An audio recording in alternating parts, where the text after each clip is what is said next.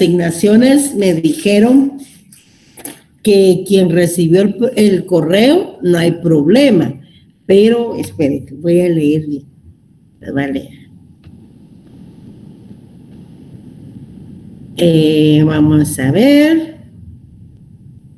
Así, quienes recibieron el correo dice que no hay problema, pero los que tienen problema porque ni recibieron el correo ni nada, tienen que mandar un mensaje a la página de atención al estudiante, la página de Facebook, dice, porque obviamente el otro no funciona, con todos sus datos, los que tienen problema con que no reciben el correo de confirmación, ellos nada más.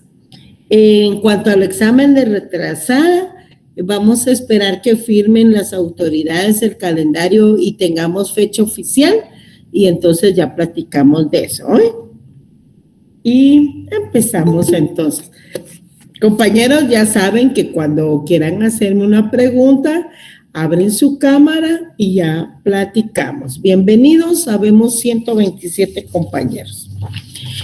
Como en la clase anterior les les expliqué el tema del programa, pues con ustedes ahorita ya solo me toca explicar el tema del patrimonio. El patrimonio es un tema bastante pequeño, pero es un tema que debemos de tener claro, porque a partir de ese arrancamos el tema de lo demás.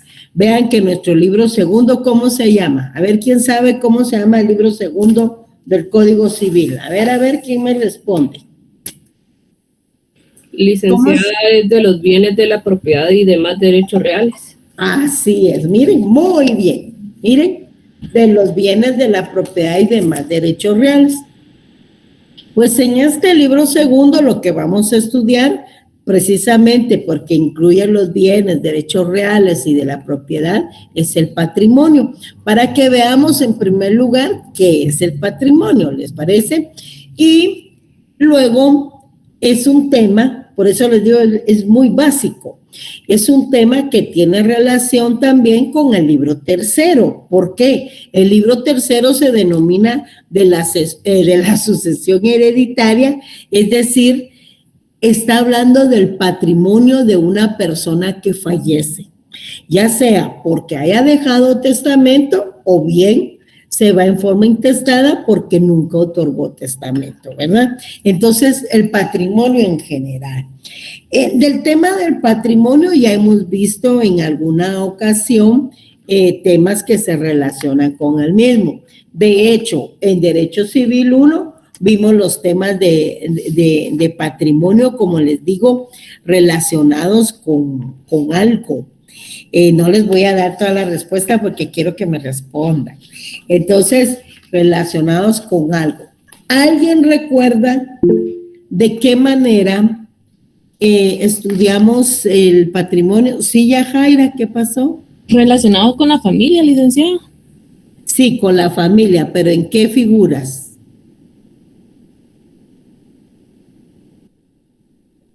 ¿Alguien recuerda qué figuras vimos relacionadas con el patrimonio?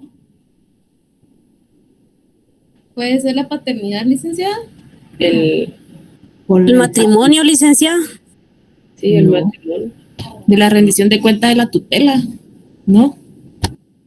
Podría ser la rendición de cuentas de la tutela. Regímenes económicos, ¿no? Ahí va. Alguien ya había dicho el matrimonio, pero no me dijo qué, ¿verdad? Si deberes, y derechos, y obligaciones, y forma de disolverse o qué. Bueno, ahorita sí, ella dijo las palabras clave, regímenes económicos del matrimonio, o sea, el patrimonio conyugal, la forma en que iban a quedar los bienes a la hora de la disolución del matrimonio. Y eso dependía del régimen económico del matrimonio que iban a adoptar para que estuviera en el mismo, ¿verdad? O sea, en el matrimonio. ¿Se recuerdan ustedes cuáles son esos regímenes económicos? Sí, licenciada, son... Espérate, Álvaro, ahorita te doy la palabra. A ver, Ari, dime uno y Álvaro me dice otro. Separación absoluta. ¿Separación absoluta de qué? Así no se llama. Separación absoluta de bienes. Ok, perfecto. Álvaro, ¿qué ibas a decir? Comunidad de gananciales, licenciada. Comunidad de gananciales. Solo que, miren, van a abrir su cámara cuando estén respondiendo. Susi, tú levantaste la mano, ¿qué ibas a decir? Buenas tardes, licenciada. Buenas tardes. Abra su cámara, por favor. Muy bien, mucho gusto. ¿Qué me ibas a comentar? La comunidad, ay, se me escapó el nombre ahorita, subsidiaria, la comunidad subsidiaria, que en caso que no celebren capitulaciones matrimoniales se aplica. Eso no se llama así, ¿no? ¿Cómo se llama eso? Régimen subsidiario. El régimen subsidiario, ¿cuál es? ¿Cómo se llama ese régimen? No se llama régimen subsidiario. A las cosas por su nombre. Comunidad de gananciales. El régimen de comunidad de gananciales. Leslie, ¿quieres comentar algo? Leslie.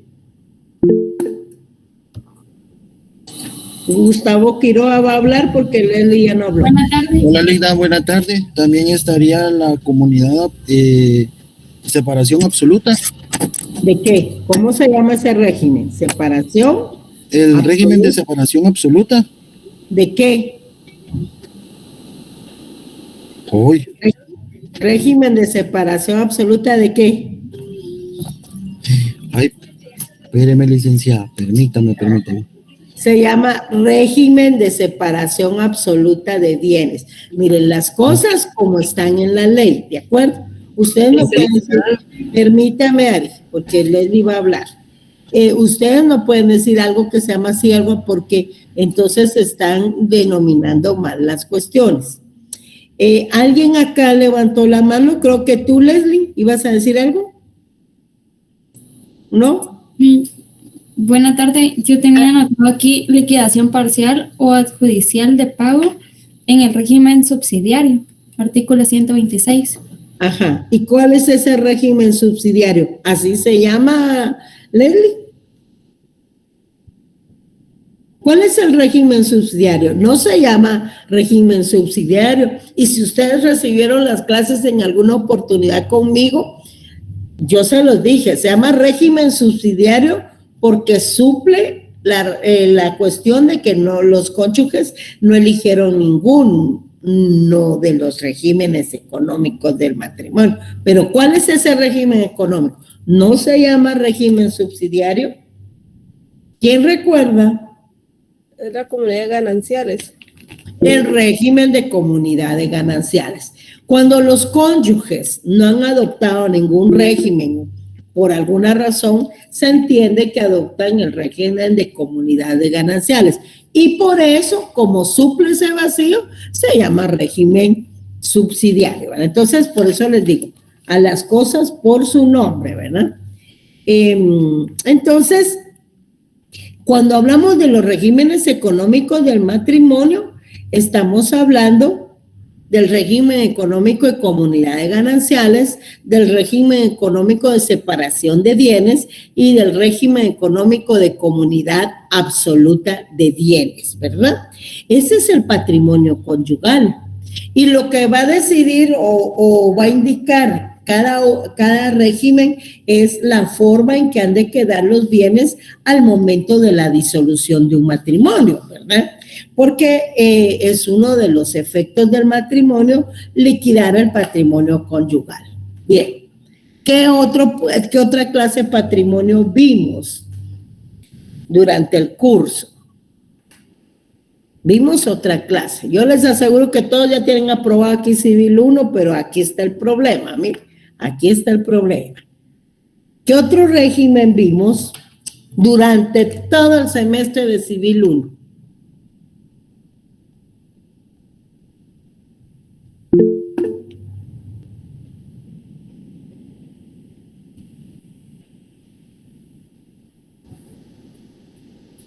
A ver, Gustavo, creo que levanta así.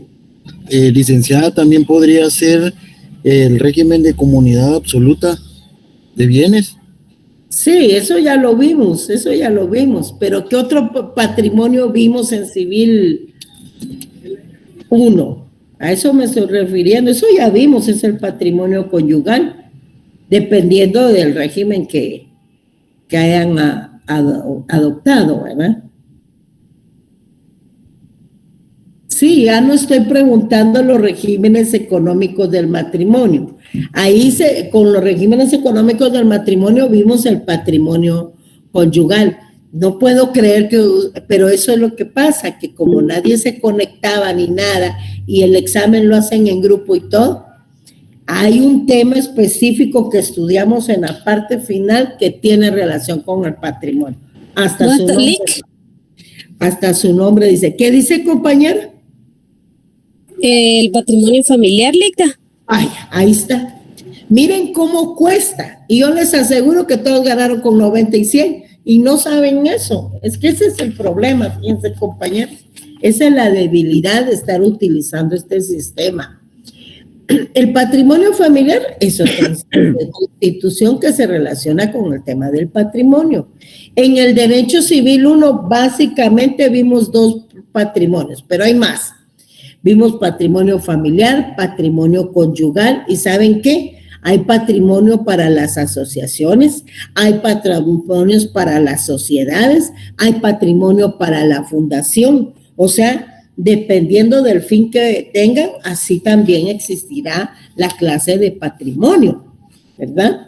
Eso lo vimos cuando leímos también la ley de organizaciones no gubernamentales.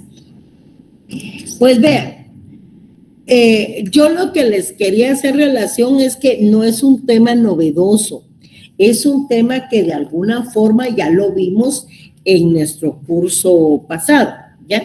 Entonces, permítanme que aquí, ahí está, en nuestro curso pasado, que tiene relación con el patrimonio. El patrimonio que estamos viendo ahora, pues ahora básicamente y fundamentalmente se va a relacionar con el tema de los derechos reales y de la sucesión hereditaria. O sea, nuestro libro segundo y libro tercero del Código Civil, ¿verdad? Cuando hablamos del patrimonio, compañeros, estamos hablando de un conjunto de relaciones jurídicas, ya sea activas o pasivas, porque el activo y el pasivo son elementos que integran el patrimonio, que estas pertenecen a una persona, ya sea individual o jurídica, y ojo, por favor, son susceptibles en dinero, tienen una apreciación económica, tienen un valor económico, tiene una apreciación monetaria. La segunda definición nos fortalece lo anterior. Se llama patrimonio, vayan viendo ahí su guía número 1, se llama patrimonio al conjunto de derechos y obligaciones pertenecientes a una persona, ojo, apreciables en dinero. Eso subrayenlo, miren. La primera definición, susceptibles de estimación pecuniaria, o sea, el valor económico, ¿verdad? La segunda, apreciables en dinero, o sea, un valor monetario. Entonces, todos los bienes, todos los derechos y todas las obligaciones que tengan un valor monetario, una apreciación económica, un valor en dinero, son parte del patrimonio. Pensemos ahora qué bienes, qué derechos podemos incluir dentro del patrimonio. Pensemos ahora en eso. ¿Qué bienes, qué derechos, qué obligaciones pueden ser parte del patrimonio? Si ya vimos cuáles son sus características. Sí, Lisette, dime. Los bienes muebles e inmuebles. Bienes muebles o inmuebles. Aquí Elda está diciendo también inmuebles. Muy bien. ¿Qué más? Lisette parece que levantó la mano, no sé. También como los préstamos dentro del pasivo, muy bien. Los préstamos en dinero, ¿verdad? Cuentas bancarias, créditos, muy bien. Es parte del pasivo, porque en el pasivo se van a incluir las obligaciones, ¿verdad? Que tenemos. Siempre y cuando, repito, y lean bien eso. las acciones de una sociedad también. Entonces, los bienes fungibles, entonces tienen un valor económico, ¿verdad? La herencia puede ser también.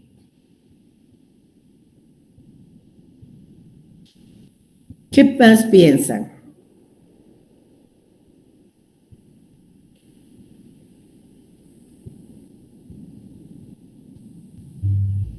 Las empresas, muy bien.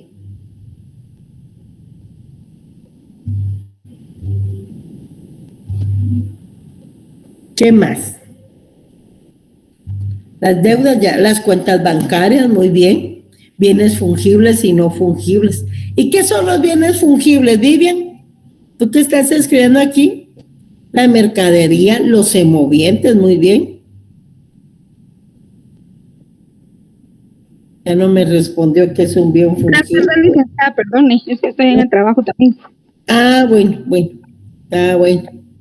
Entonces, vehículos, incluso árboles plantados en los terrenos, sí, la siembra, las cosechas, ¿verdad? Muy bien. Entonces tenemos claro qué bienes, qué derechos, qué obligaciones se pueden incluir dentro del patrimonio. Aquí ha sido abundante en ejemplos tanto de las personas que van utilizando su micrófono como de las personas que van escribiendo en el chat. Hemos visto entonces que bienes inmuebles, las casas, los terrenos, las fincas, las cosechas, el menaje de la casa tiene un valor económico, por supuesto. Todas aquellas obligaciones, su pago de tarjeta de crédito, su pago de la renta, por ejemplo, el préstamo que le tienen al colombiano, por ejemplo, vaya si no tienen que cumplir con ese, etcétera, o el préstamo que tienen en el banco. Esas son deudas. Eso forma el pasivo del patrimonio, ¿verdad? Por eso tenemos ahí en la tercera columna que el patrimonio se integra por dos grandes elementos, un activo y un pasivo. En el activo vamos a encontrar los bienes, los derechos y dentro del pasivo todas las obligaciones y cargas. Pero no debemos de olvidar que cuando hablamos de patrimonio, de esos bienes, derechos y obligaciones tienen un valor económico, debe ser apreciable en dinero. Y tanto el activo como el pasivo también están formados o lo integran los derechos reales y los derechos personales. Ahora pensemos para ver si tenemos clara la idea. ¿Qué bienes, qué derechos no se pueden incluir dentro del patrimonio? No se puede. ¿Oyeron bien? La herencia, licenciada. ¿Perdón? Ari. ¿La qué? Herencia. Ari. Pero la herencia tiene un valor Ari, o no vale nada una herencia, no son bienes. Sí, es bien. Vaya. Y yo estoy diciendo que me den ejemplos de bienes, derechos y obligaciones que no tengan un precio. Quiere decir que no me ha entendido bien qué es el patrimonio. A ver. ¿El derecho a la vida, Lic? Por ejemplo, gracias Jorge Emilio, el derecho a la vida no tiene precio, ¿verdad? O ustedes le pueden poner precio a su vida. Ese es un derecho consagrado tanto en los como derecho humano como constitucional. Ese no tiene un precio. Por lo tanto, eso no forma parte de tu patrimonio. ¿Qué más? Presumo que estás... ¿Perdón? ¿Derecho al estudio? El estudio es uno de los derechos también. Ajá. Licenciada, perdone, también podría ser derecho a la salud. También, a la vida, a la salud. ¿Qué más? El parentesco, licenciada. El La parentesco. capacidad, el derecho al trabajo. Compañeros, permítame, le voy dando la palabra uno por uno. Alguien ahí, ojo, porque dice el parentesco. El parentesco no es un derecho. ¿Qué le pasa? ¿Quién dijo eso? El parentesco no es un derecho, es un vínculo que une a las personas. Pero no es un derecho. Estamos hablando de derechos, de bienes y de obligaciones que no tienen una apreciación económica. Entonces, que no tenga una apreciación económica, ¿verdad? que no pueda ser susceptible y que no pueda ser valorado en dinero. Ya el derecho a la vida, ya lo vimos, el derecho a la educación también. ¿Qué más? De uno por uno. La capacidad es atributo, Yajaira. Tiene que leer sus guías de Civil 1. A ver, Fernanda, por favor, disculpa, no te había visto. Fernanda Lucía. El derecho a la libre expresión, licenciada. El derecho a la libre expresión. Abran su cámara. El derecho a la salud, sí. La afiliación es un vínculo también de padres e hijos. Piensen en derecho y obligaciones, no es cualquier cosa, pues. Ari, dime. Libertad de acción. Libertad de acción. Ese es un derecho que no se incluye dentro del patrimonio porque no tiene un precio. El derecho a la igualdad también. La alimentación tiene precio. Vaya a pagar una hamburguesa, tiene precio. El derecho de alimentos, esa es otra cosa. Eso es otra cosa. Vaya a estudiar el derecho de alimentos. Vayan a repasar Civil 1 porque si están malitos y lo peor que lo di. Libertad de locomoción. Muy bien, Merlin. Derecho a la libertad. Muy bien, Daniel. Muy bien. Ya me voy salvando con los que van respondiendo correctamente. Entonces, cuando hablamos del derecho a la vida, a la libertad, a la libre locomoción, a la defensa, al debido proceso, son derechos que no pueden ser incluidos en el patrimonio porque no tienen un precio. Miren, lo que les tiene que quedar bien clarito, que en el patrimonio solo vamos a incluir bienes, derechos y obligación que tengan una apreciación económica.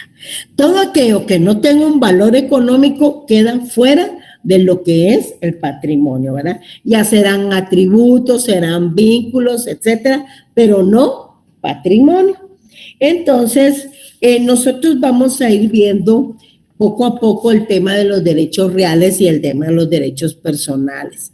Ambos derechos participan tanto en los dos elementos que integran el patrimonio, en el activo y en el pasivo.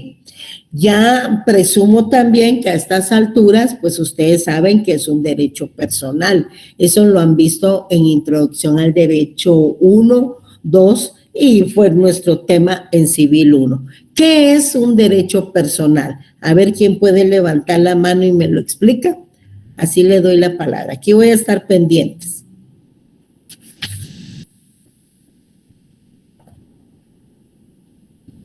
Habemos 173 conectados. Pareciera que es en 174. No se me vayan a dormir, por favor.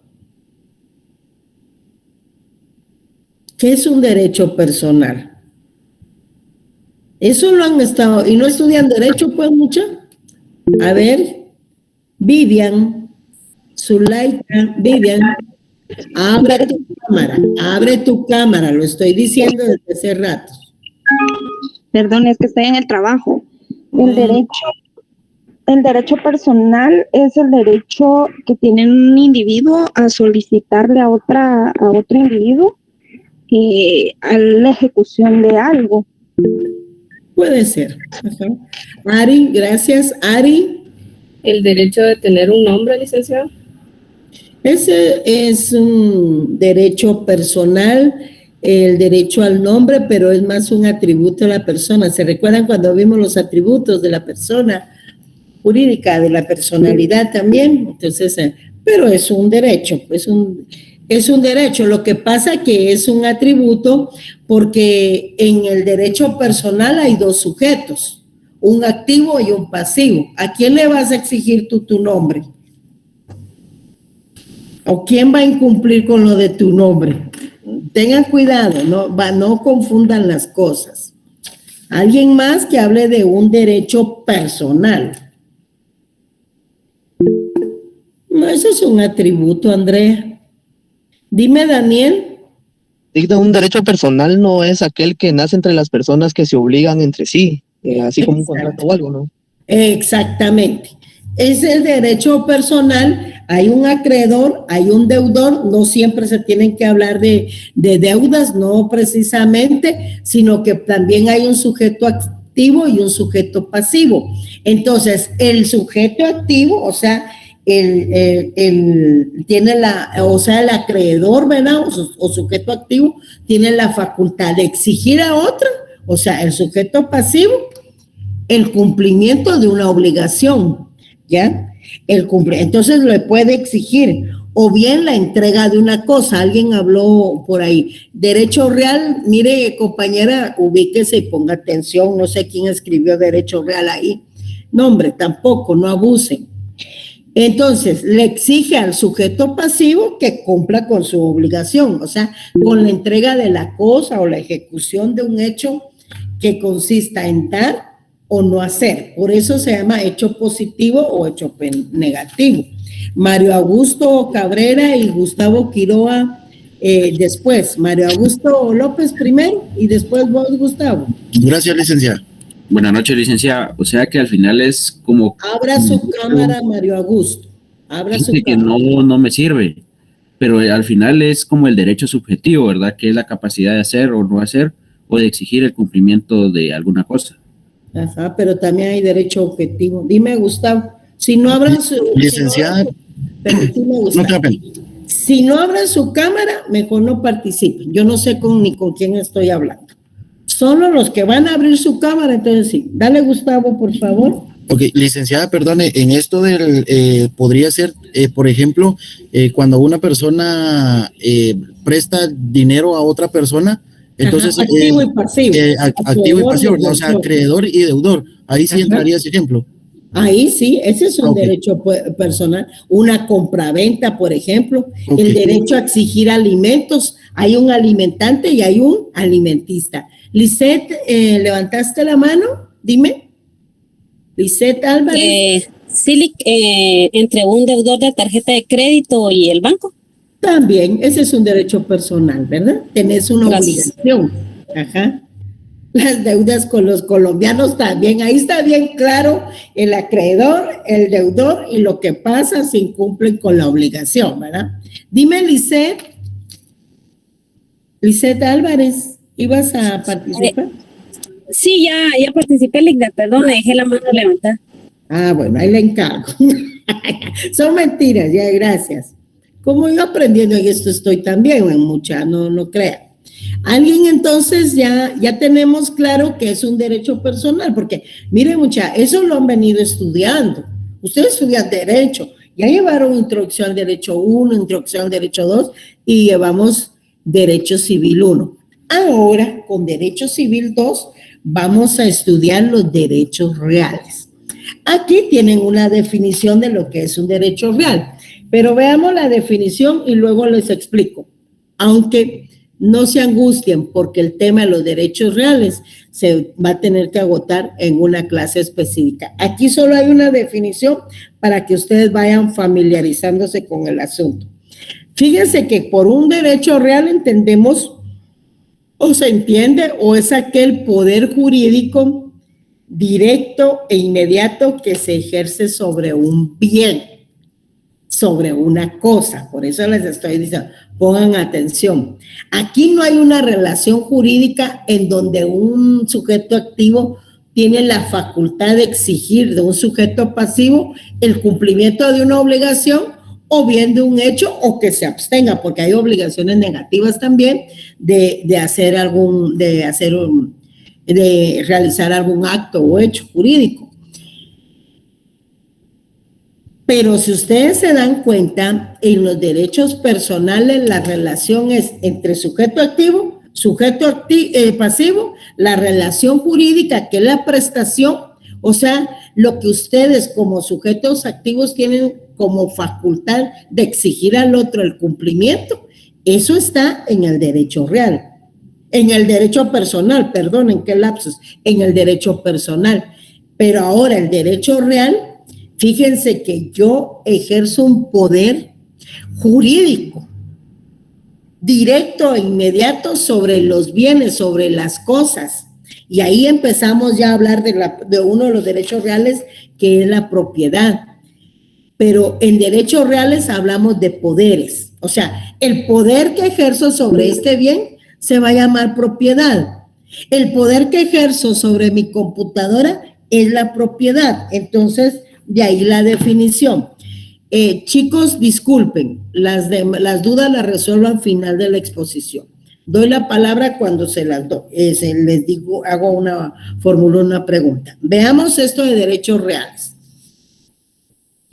Vean, por derecho real se entiende, lean la definición porque para eso es la guía. El poder jurídico, o sea, el poder que ustedes tienen ahorita, sobre su computadora, sobre su teléfono, quienes están viendo la clase en su teléfono, y que lo ejerce una persona, ojo, porque aquí en el derecho real hay personas y cosas, ¿verdad? No hay relación jurídica, porque lo que hay es un poder jurídico directo e inmediato que ejerció la cosa y que se ejerce de forma directa o inmediata. Miren, lean ahí la definición. Cosa, no te está diciendo persona, no te está diciendo acreedor y deudor, no te está diciendo sujeto activo y sujeto pasivo. ¿Para qué? Para aprovecharla total o parcialmente, y este poder, miren, tiene la característica que es oponible contra todo el mundo, o sea, la oponibilidad erga omnes. Entonces, repito, aquí no hay relación jurídica entre mi teléfono, la computadora y yo, porque no es persona. ¿Qué tal si nos ponemos a hablar aquí? Mira, ¿qué querés que consigne en el contrato? No, ¿verdad? Es un bien, es una cosa. Entonces aquí lo que hay son poderes que yo como persona ejerzo sobre esto. Si estuviéramos en una clase presencial, yo les diría, miren, este es mi teléfono y aquí lo voy a poner sobre el escritorio. ¿Qué estoy diciendo? Yo soy la dueña, es un derecho real y es oponible contra todo el mundo. Si uno de ustedes viene ahí en la clase y agarra el teléfono y lo mete a su bolsa, se determina el sujeto pasivo. ¿Por qué? Porque ante esa oponibilidad erga omnes, él se individualizó como sujeto pasivo, ¿sí? Está cometiendo un hecho delictivo, ¿verdad? Lo está hurtando. Hasta ahí se determina el sujeto pasivo. Pero mientras tanto, no hay relación jurídica entre mi teléfono y yo, con mi lapicero, o con mi vasito, con mi computadora, porque no es persona. Son cosas, y sobre las cosas lo que se ejerce es un poder jurídico directo e inmediato y que lo hago valer contra todo el mundo. Lo mismo, ustedes tienen su vehículo, su moto, y ejercen la propiedad sobre ellos. Ya si viene aquel salvatrucho y se lo lleva, peor si me está oyendo uno, entonces ahí comete un delito. Pero ustedes tienen la llave, tienen los documentos, ejercen un poder directo, inmediato, que les permite decir, esto es mío, es de mi propiedad. O bien pueden decir, esto es de mi hermana, de mi novio, de mi esposo, ¿verdad? Y me presta la moto para ir a trabajar. Estamos ahí ante otro derecho real, que puede ser de usufructo, uso, habitación. ¿Y en qué consiste este? En que vamos a utilizar un bien, gozamos de lo que produce ese bien, lo aprovechamos total o parcialmente, pero ojo, se llaman derechos reales de mero goce. ¿Por qué? Porque pertenece a otra persona. La propiedad la tiene otra persona, pero yo gozo el beneficio de disfrutarlo. Claro, hay contrato, ¿verdad? No es así de que ahí me llevé tu carro porque yo pensé, no, tampoco, no es así.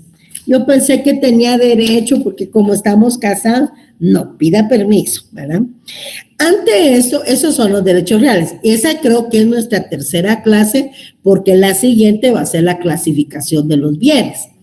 Entonces, para explicar la naturaleza jurídica del patrimonio tenemos dos grandes doctrinas, muchachos. Ahí lo tienen en su guía número 1, columna segunda. Es que para eso son las guías, porque así no están apuntando y que no sé qué, que cómo dijo, que qué dijo. No, ¿verdad? Bueno.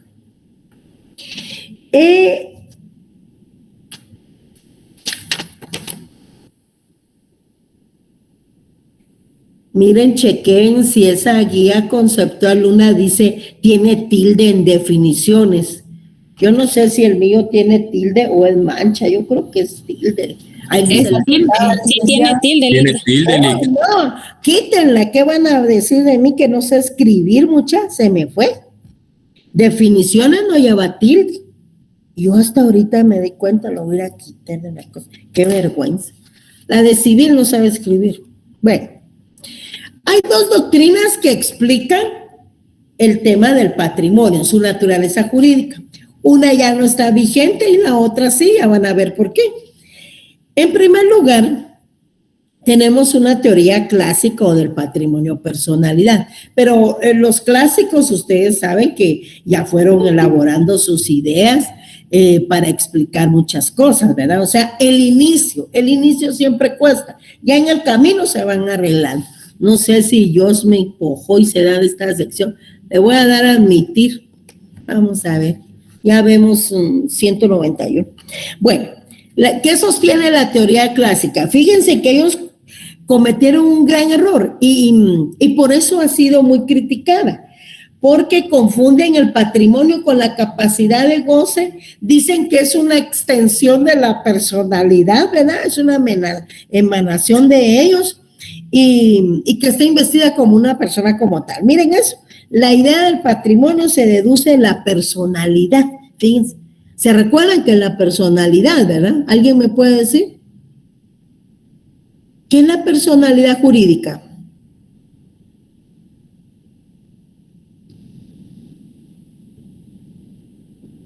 ¿Qué es la personalidad jurídica? Oh. ¿Y eso que ya aprobaron Civil 1? ¿La capacidad de acción o de ejercicio de un derecho? No, la personalidad jurídica. ¿Es la personalidad civil que comienza con el nacimiento y termina con la muerte? Permítame, para identificar, no hombre, no sabe ni personalidad jurídica, están jodidos muchachos. Personalidad jurídica, ya aprobaron introducción al derecho 1, 2 y derecho civil 1. Y es el primer artículo del Código Civil. Aquí Álvaro dice, Álvaro, repetí, por favor, porque se me fue la imagen. Álvaro. Licenciada, perdone, solo que ahorita no funciona mi cámara, pero tengo entendido que la personalidad es esa investidura que nos otorga a nosotros como personas, el Estado, para actuar en este caso en sociedad, ¿verdad? Sí, pues, en el mundo jurídico. Pero es una investidura ¿de qué clase? Jurídica. Exacto, muchas gracias. Una investidura jurídica que otorga el Estado para que pueda ser sujeto ¿de qué? De derechos y de obligaciones. Bueno, vayan a repasar otra vez introducción al derecho 1 y 2 y derecho civil 1, por favor. Entonces la confundían y eso no es posible porque ellos indican también que el patrimonio es indivisible y que no se puede transmitir y es por eso es una teoría que ya no es aceptada, pero aparece la otra mejorada. ¿Y cuál es? La teoría moderna o del patrimonio de afectación, y esa sostiene que el patrimonio puede dividirse, puede transmitirse, obviamente, y no está la compraventa, pues, la compraventa, la donación, la herencia, bueno, puede transmitirse. Que existen tantos patrimonios como fines jurídicos que tenga una persona. Si ya te casaste, es patrimonio conyugal. Si tienes una familia, patrimonio familiar. Si vas a constituir una fundación, también dedicas un patrimonio a la fundación. Si tenés una ONG, también debes de tener un patrimonio. Si vas a constituir una sociedad anónima, tenés que aportar un capital y eso es el patrimonio de la sociedad. Entonces, el patrimonio está destinado a la realización de un fin jurídico y económico. Ya hemos visto ahí diferentes ejemplos, ¿verdad? Pasamos a la guía 2, compañeros, por favor, y ahí vemos 3 temas: la indivisibilidad del patrimonio, la subrogación real y las principales características del patrimonio. Fíjense que de la indivisibilidad, pues ya vimos que, permita.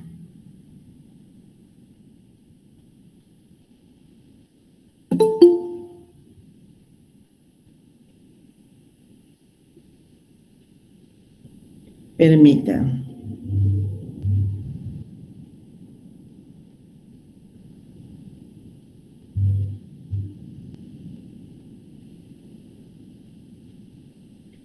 Permítanme, compañeros, solo estoy. Bueno, miren, pues Melanie dice, no sé si es compañera, le voy a dar a admitir. Ahorita parece que vamos todos, ya a 198. El patrimonio es un universo, ¿verdad? Fíjense que por ahí les mandé una diapositiva, sí, les mandé un material.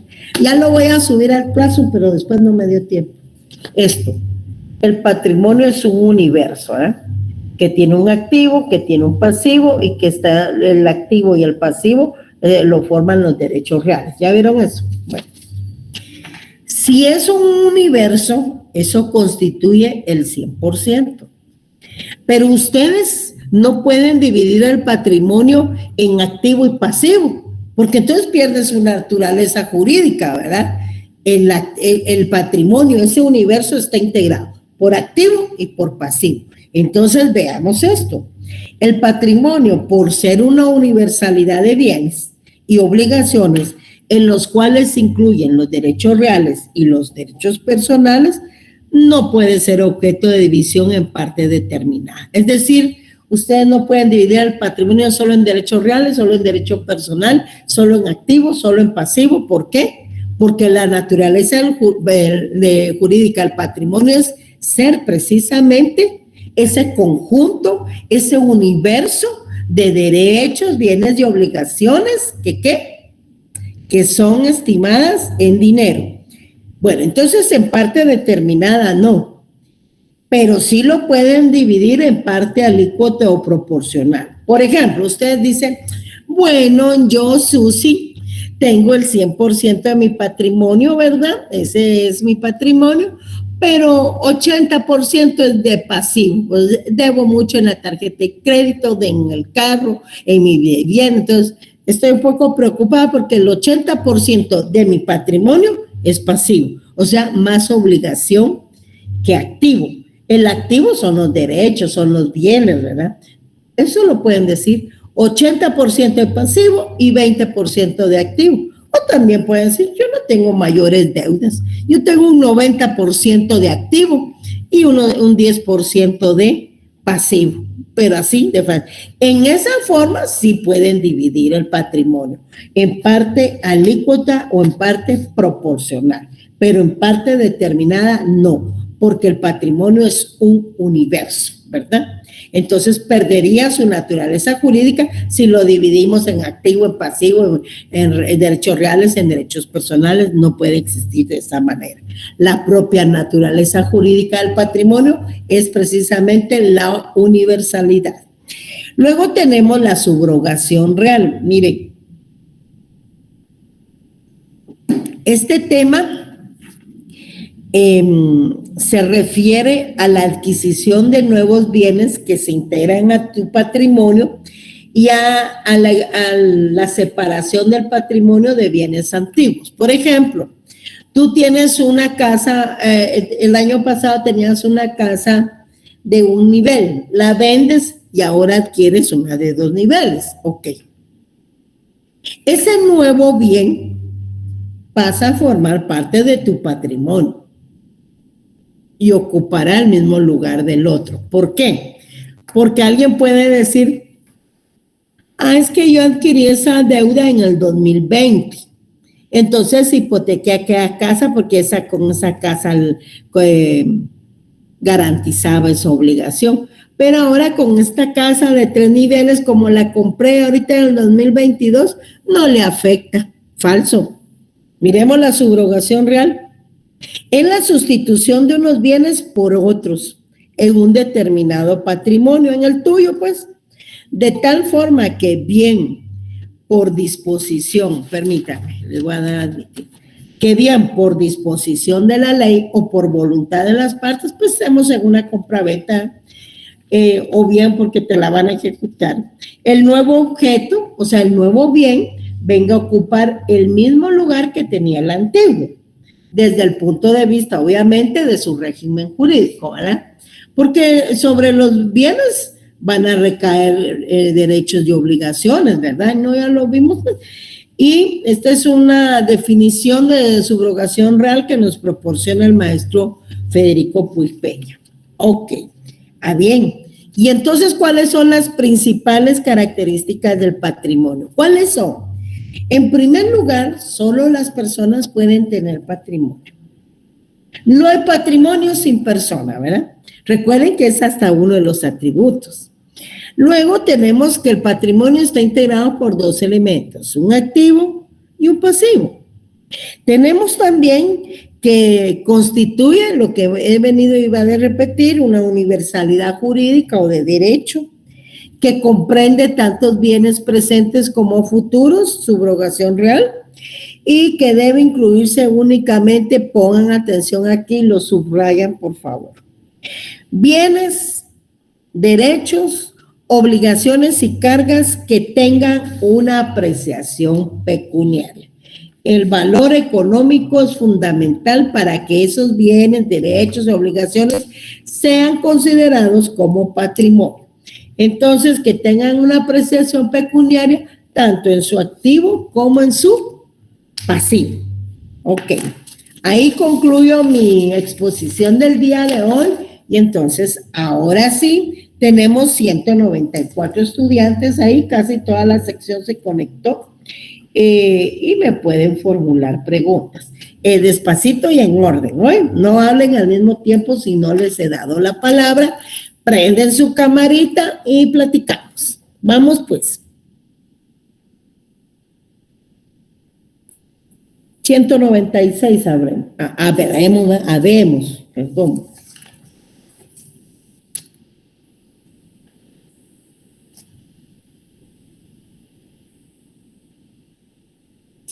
¿Qué pasó? Se me durmieron, pero si los dormí con la exposición, muchachos.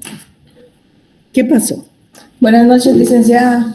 Dime, Pamela, buenas noches. Luego vamos contigo, Lisette. Primero Pamela y luego tú. Dime, Pamela. Perdone la pregunta, ¿usted sería tan amable de darme algún otro ejemplo de la subrogación real? Es que no mucho le entendí. Perdón. Es que lo que pasa es que es la sustitución de bienes, ¿verdad?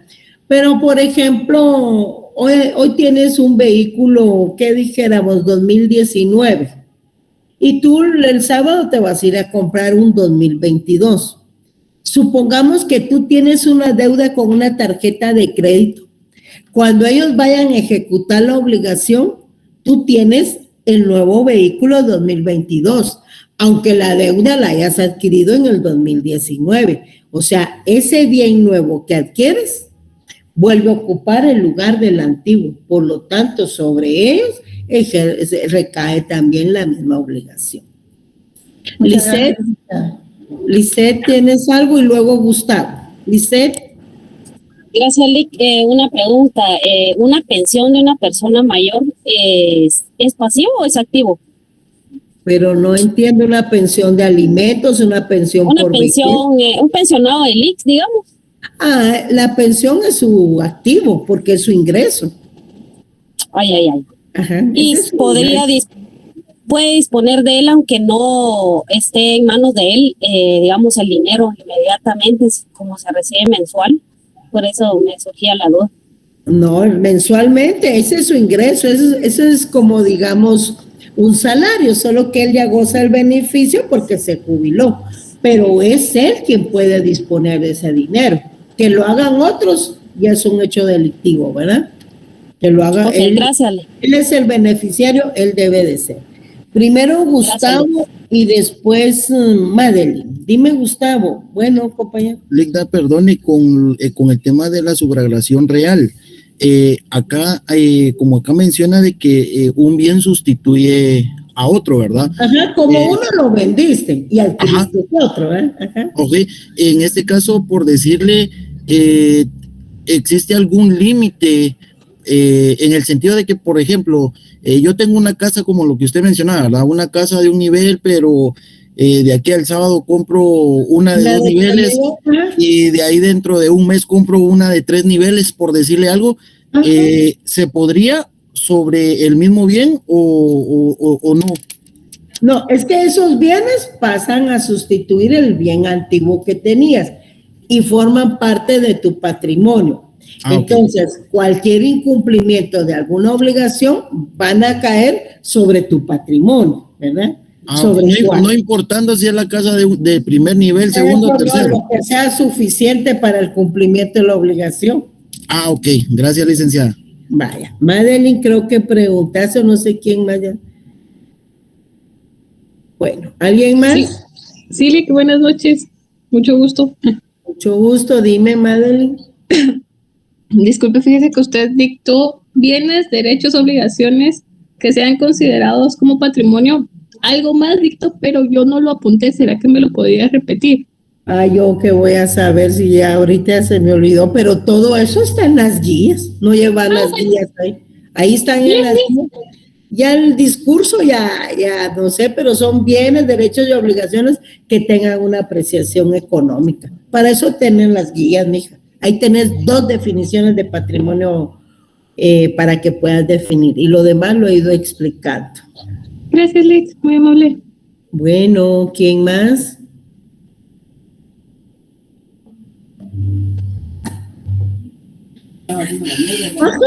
Cargas, obligaciones, deudas. Ahí está.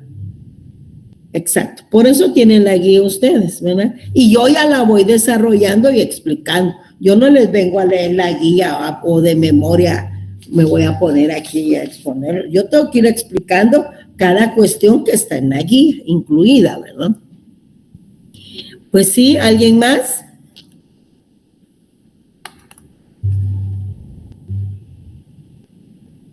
No se han dormido, ¿verdad? Porque hay 194. Daniel. Buenas noches, Daniel Aragón. Buenas noches, Lick. En relación a los derechos reales, ¿es un ejemplo como decir las hipotecas? La hipoteca es un derecho real, definitivamente. La hipoteca es un derecho real que pertenece a la clasificación de los derechos reales en garantía. En los derechos reales de garantía tenemos a la hipoteca y a las garantías mobiliarias, que es la figura que sustituye a la prenda. La prenda fue derogada en el Código Civil y ahora existen las garantías mobiliarias que se rigen por su ley específica. Ya no está en el Código Civil. Hay una ley de garantías mobiliarias que vamos a leer para el segundo parcial, por cierto. Aprovecho el anuncio. ¿Alguien más? Muchas gracias, Lick. Para servirle.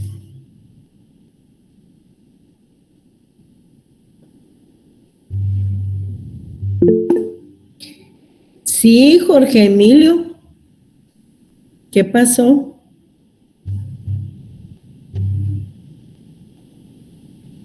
No sé. Buenas tardes, licenciada. Perdón. No Buenas tardes. No tenga pena. Un gusto saludarla. Con una duda, Lick. Los alquileres, el arrendamiento de un apartamento o de una casa, ¿eso entraría dentro de los derechos personales o dentro de los derechos reales, Lick? Depende, dijo. Mira, pues, si celebraste un contrato de arrendamiento, pues obviamente hay arrendatario y arrendador, ¿verdad? Cuando hablamos del contrato, es un derecho personal. Pero cuando hablamos del bien que es la renta, ese es un derecho real. Eso es parte de tu patrimonio. Es parte de tu activo si tú recibes la renta. Ahora, si tú eres quien va a pagar la renta, es parte de tu pasivo dentro del patrimonio real. Y el contrato es el derecho personal. Ok, gracias, Lick. Por nada, para servirle. No sé, alguien pidió más, pero ya no me di cuenta. Cuando estoy hablando con otros, ya no me doy cuenta. ¿Estamos claros, amigos? ¿Sí? Sí, licenciada, gracias. Sí, licenciada. Gracias. Bueno. Sí, licenciada, gracias. Bueno, entonces damos por finalizada la clase del día de hoy. Como les dije, el tema era bastante cortito, pero sí necesario que lo entiendan, ¿verdad? Sobre todo en los ejemplos y toda esta cuestión. Pasen